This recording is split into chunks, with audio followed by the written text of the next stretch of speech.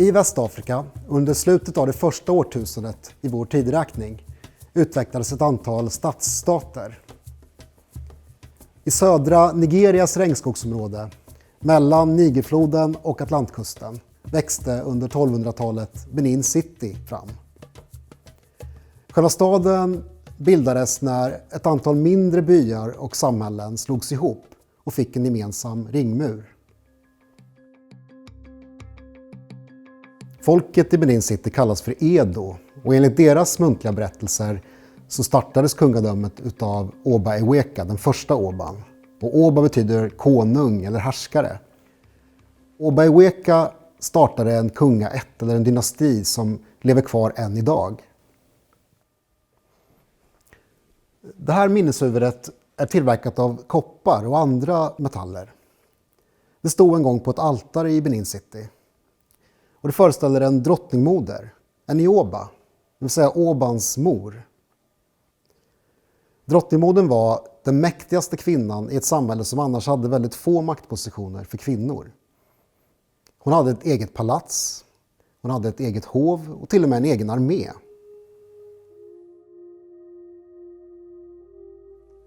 När drottningmodern dog beställde Oban ett minneshuvud tillsammans med andra föremål i brons, elfenben och trä som man placerade på det altare som byggdes till hennes minne.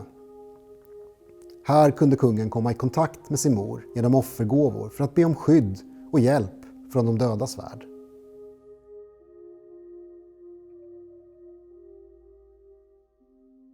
Gjutning av koppar var väl utvecklad i Västafrika redan på 800-talet. Och konsthantverken beskrev kungamakten, relationen till det gudomliga och mellan hovets ämbetsmän och tjänare. Men också kontakterna med omvärlden. Det var bara kungen som kunde beställa bronsföremål. För alla andra var det strängt förbjudet. Oban blev enormt rik genom att kontrollera handeln. Via Nigerfloden handlade man med Sahel och genom Saharaöknen med Nordafrika. Under slutet av 1400-talet kom nya handelsmän till Beninriket, portugiserna. De var de första européer som med sina skepp tog sig ner för Afrikas kust. I och med handeln med portugiserna växte Benin till ett imperium i regionen, vilket också märks på hovkonsten. Den här reliefen hängde i palatset i Benin och föreställde 3 portugisiska handelsmän. Portugisernas främsta intresse var handel och mission, men de försökte aldrig militärt invadera det mäktiga Benin. Men på 1800-talet, efter flera hundra år av välstånd, skedde en ekonomisk-politisk nedgång i Beninriket. Under samma tid, i mitten av 1880-talet, hölls Berlinkonferensen, där de europeiska kolonialmakterna delade upp Afrika emellan sig. Där kom man fram till att Benin skulle ligga under britternas intresseområde. Britternas drömmar om ett imperium och regionens råvaror stod i direkt konflikt med Beninrikets självständighet. Efter flera misslyckade försök att få Benin att ge upp sin självständighet invaderade britterna 1897.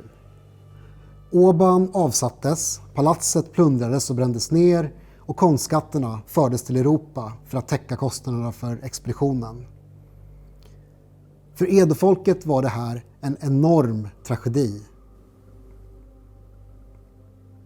Bilden av Oba Ovanromwen som förs bort av brittiska soldater lever kvar i minnet och i konsten i Benin City.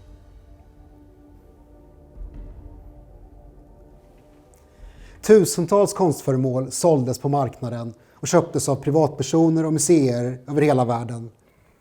Idag är det många som menar att de här föremålen ska återföras till Nigeria.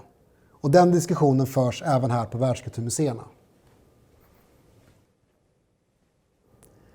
Att bronserna i Benin plundrades utan dokumentation gör att vi inte känner till idag från vilket altare just det här huvudet kommer ifrån och vem det är som avbildas. På edospråket är ordet för att minnas, saeyama, samma som att gjuta en bild i brons. Bronserna är fortfarande edofolkets minne. Allt har en historia.